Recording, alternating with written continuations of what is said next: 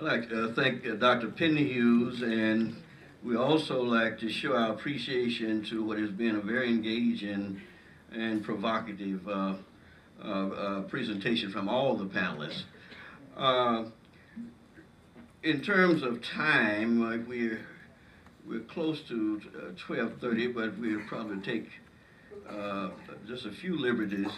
Lunch break actually is supposed to begin 12:45. So we're going to try to have about 10 minutes of questions and answers, and direct your question to the panelists that you would like to have answer the question. And this is the first thing I see here. Yes, I don't have exactly a question, but I just like to share an experience. I was in the civil rights movement, worked in Mississippi, and the day of the assassination, Fannie Lou Hamer had been in New York and had met with Malcolm. And I was in Jackson for a meeting of the Mississippi Freedom Democratic Party. And we were in a restaurant on Lynch Street, and Fannie Lou Hamer had just come from the airport into Mississippi for this meeting. And she told us that she had met with Malcolm and had invited him to come to Mississippi that day, a part of the meeting of the Mississippi Freedom Democratic Party. Malcolm originally agreed to come, but then he said, "Oh, no, I can't because I have had this appearance at the Audubon Ballroom." And just a few hours later, we heard of his assassination. I have often wondered what would have been the impact of the civil rights movement and the work in Mississippi if Malcolm had ever gotten to Mississippi. I'd just like to share that with you all. Thank you. Any panelists want to react to the comments? Other questions? I would like to find out from Salim, since I know he got a balance, what he thinks about the autobiography. I'm aware of the limitations, Alex Haley and all that kind of question, but the significance of the autobiography as itself a cultural icon and product of the Black liberation movement that was so instrumental in the development of so many people. I was reminded as a Fanon scholar. Let it respond. Thank you. Well, I think it's unquestionable that the autobiography is an iconic work, and I think will remain that. I don't think Manning intended for his book to supplant the autobiography, simply to supplement it in some way. He was a little bit dismissive of the narrative frame because he thought a lot of that was a product of Alex Haley's moderate republicanism. But it's still the power of the book, the power of Malcolm's charisma and his ideas still comes out of that book very strongly. And like many others, I was absolutely inspired by the book. And I recommend it to all my students and to any young person that I come in contact with. I think it's still very, very relevant. Okay, we had, yes. This question is generally in the panel, but primarily to you, Salim. But you touched on it, so that's what developed my question. All of you all had a theme underneath that this seems to be, in some cases, an ideological battle. One person, one camp is praying out the next another way. Somebody has dared encroach upon the sacred territory, and now we have a public debate, which is selling the book that's mainly by the internet rumbling. So, is this really an issue of scholarship and all these lofty ideals that's being portrayed, or is this yet another case of us being unable to reconcile our poles, which really hurts our liberation movement, right? We can't seem to come together and find that long sought unity without uniformity. Is that what's really at the core of this? Because each one of you has touched on it. That, you know, this, I think Sister, Murray said it best. We can accept Malcolm as a thief, a pimp, a hustler, but somehow the concept that he might have stepped out, while I don't agree all men do it, that's something we can't comprehend, and that's an ideological clash. So what's at the core of this right now?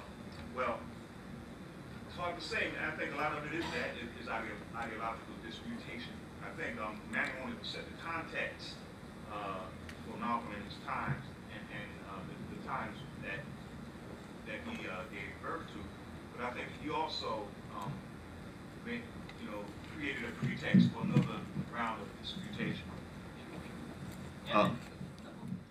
Right.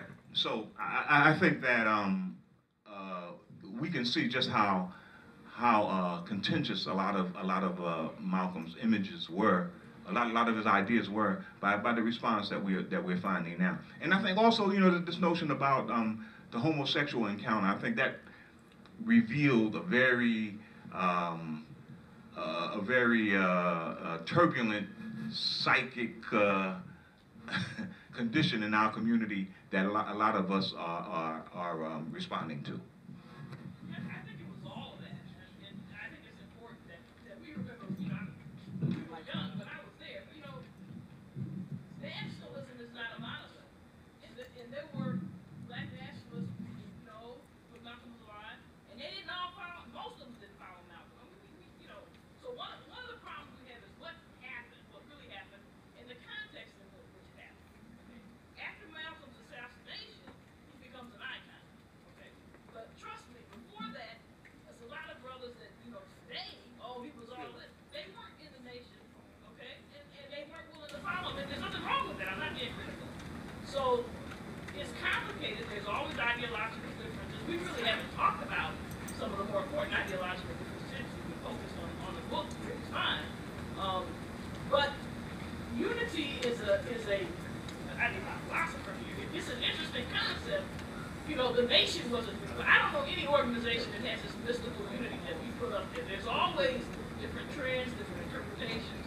This particular debate that we talked about is just one. It's not the only debate about work about Malcolm X. It's not even going to be the only debate about Marable's book, Strengths and Weaknesses. I think that the best thing we can do is say that I think my granddaughter will pick up the autobiography of Malcolm X and read it. The context that she needs to understand it, she's going to have to find a whole range of other books about Malcolm and about that time period. And that's what we should be encouraging. Yes. Hi. First of all, Dr. Murray, I want to thank you for your comments. And it's not because I'm completely way apart. All right. But I like the sentiment, what does it matter? But it does matter because it's part of the truth, even if it's a rumor. And we have to also be careful. I have to be careful. I'm very new. At 60, I returned to school, and it's been quite an awakening. And I've struggled all my life with the white supremacy. And now, finally, I'm beginning to find a sense of self by going back to the culture that I was very much afraid of in the 60s. I lived in Harlem on 127th Street, ate at Sylvia. I was afraid of Malcolm X when he first came through. But when they assassinated him, I ran like hell with Audubon Barlow because I knew that this was a father figure in our community. We didn't understand. We were afraid because of the white supremacy. We have to always keep in mind where we are, who we are, and how we've been influenced by the Holocaust of slavery. That's why I have a lot of trouble with religion and moral judgment about homosexuality, gender, all of that. It frightens me. Because those very people who use that religion to enslave us, even after we so-called got emancipated, didn't want us in their church. Now, why am I going to practice that? What is it? There's a bigger picture here, and it's very complex. And it's all about coming together. I agree, and I agree that it does matter. I'm sorry if my remarks made. I didn't mean to dismiss it. It does matter in the broad.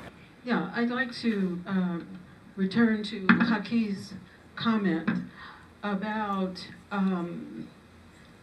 Malcolm X's death and the environment that was created by Farrakhan such that that could happen, and tie that to Dr. Mills's point around this notion of post-racial America.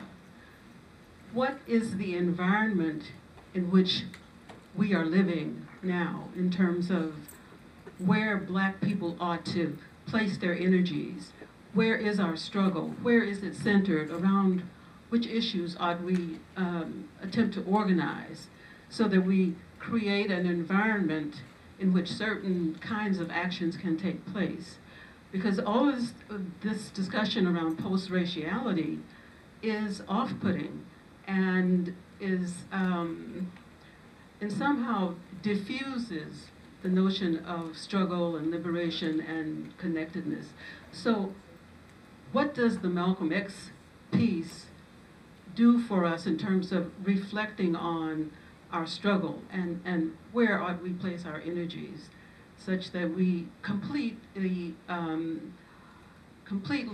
understand the issues that we're facing? Do you?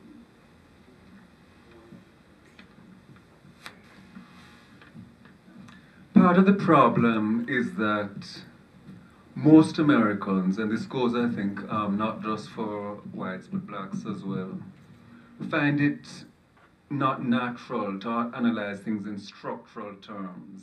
It's easier for us to analyze things in personal terms.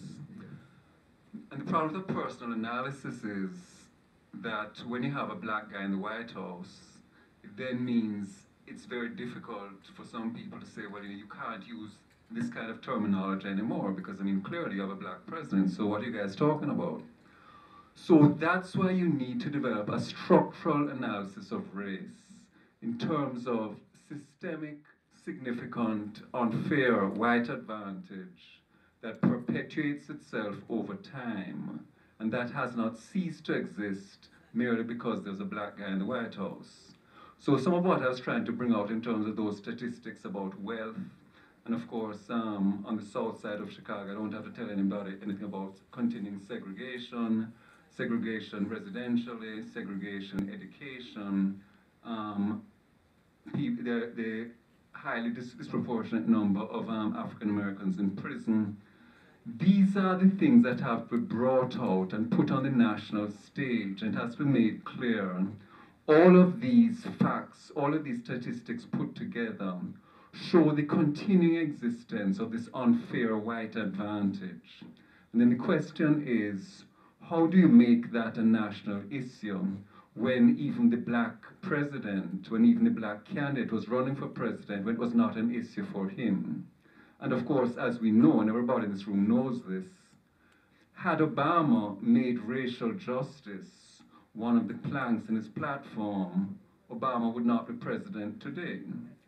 So it's a terrible double bind. On the one hand, you need to get these issues in the national spotlight. On the other hand, if you do, you remove yourself as a serious candidate. Now, some people are hoping if Obama gets a second term, at that stage he'll be able to step into the phone booth. Of course, I'm dating myself by this language. What phone booth? He'll be able to step into the phone booth and emerge as, you know, hey, I'm a black guy after all, and now I'm with all that radical black stuff. Believe me, I'm here for you, my brothers and sisters. Well, you know, perhaps we can hope for that. But at a time period when, you know, you have, 3 wars, 4 wars draining the economy, you know, you have this sort of budget crisis, you have the Republicans having successfully framed things in such a way that, you know, taxes on, you know, the multimillionaires, this is some kind of betrayal. It's a very difficult ideological set of circumstances to be dealing with, but it's the only way it can be done to get racial justice back on the national agenda again. And if Malcolm X were alive today, I would think that he'd be concerned about these issues, structural racial domination, and how you put that on the national agenda. I think also work that he and the nation did in terms of encouraging stable families and moral approaches to life. I think it's not that people are immoral, but I can say that, you know, another example of the older generation, you see the kind of ways in which younger people represent themselves and on videos and problems with social relations and so forth.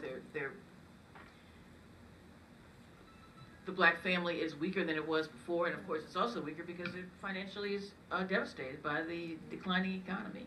So you have a variety of things that need to be attended to, and that have, I would argue, have gotten worse in the last 30 years. So. Well, I think that our philosopher over here's comments are critical. The fact that we fail as a people, speaking broadly, to think structurally is how we got in the mess, particularly that we're in now. So we frame victory solely on a superficial concept of white supremacy. So if we have an actual, you know, white supremacy is not just racial attitudes and segregation. It has to do with an economic system and a political system and world domination. And so when we ignore that structural analysis, then some people think, oh, well, a black man in the White House is a victor. I mean, I'm amused at how angry people are. I've known since I was 10 that the president didn't run shit. I mean, when was, you know, so not that it's not an important symbol or that having a president that does what the ruling class wants isn't an important thing. So the contribution of black people to put the question of race as structurally defined on the forefront, and that you can't understand philosophical, historical periods that we're in now without understanding race, is not to say that that superficial dichotomy of race, especially black and white, the superficial dichotomy, lets us get to liberation. That we have to have a structural analysis, and we have to understand not just isms, but how do these few white men that run the world, how do they structure their power? That's what the structural analysis, I think, illuminates. And so we have to embrace that. We can argue about how to define it. It's not, but we have to look at all of those other structures and incorporate that into our unique vision that we have because of our history, and make a better contribution not only to our liberation, but to the liberation of the world. No. Oh, go ahead.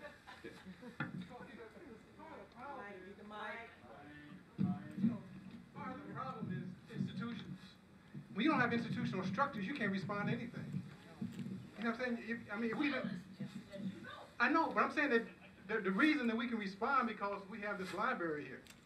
When you're talking about white supremacy as a political, economic, cultural system, you have to have institutional structures to get to these children. You see, everything else is talking to the wind, all right?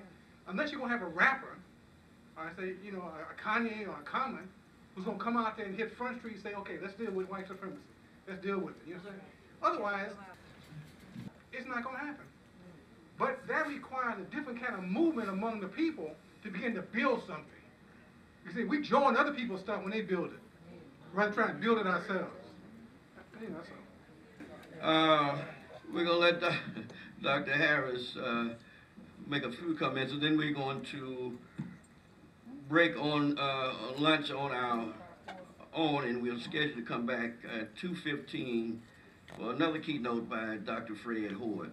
So Dr. Harris, take us home. Well, I think we need to, when we talk about white supremacy, when we talk about structural issues, I think we need to make concrete things that people may seem as being abstract. So, for as far as I'm concerned, what I mean by that is this, that we tend to, as a group, black folk, everybody really, but we're talking about black folk, we tend to react to things that we view as being concrete, meaning, as you listen to the WVON, last night coming in and ceasefire and talking about how many people got shot and We go do a march and all these. We respond to those things because it's concrete, right? I call it naked violence. We respond to that because it's concrete. In the past, we responded to lynchings because it was concrete. We respond to somebody calling us a nigger because it's concrete. But we need to do a better job of understanding things that are abstract and cause just as much violence. And that, so even when we talk about white supremacy, which we need to do it in a way so people can understand how it works and not keep it in the abstract. Are y'all following me? So that's really for me what we need to do. Talk about things, show how things are just really, when we, even if I don't want to go back to the example, we use the example of violence here in Chicago. We have to do an excellent job, and people do, but they're not linking it, I think, in a way that needs to be linked. We need to do an excellent job of showing all the other different abstract ways that may lead to that kind of naked violence. So whether it's dealing with the school system, whether it's dealing with lack of job opportunities, whether it's dealing with the prison industrial complex, we need to deal with all these other things that people may see as abstract. So when somebody shoots somebody in the head, they don't just say that person's crazy. We have a march and let's, kumbaya. So that's it. Let's thank all the panelists for their remarks. And we'll be back at 2:15. Thank you.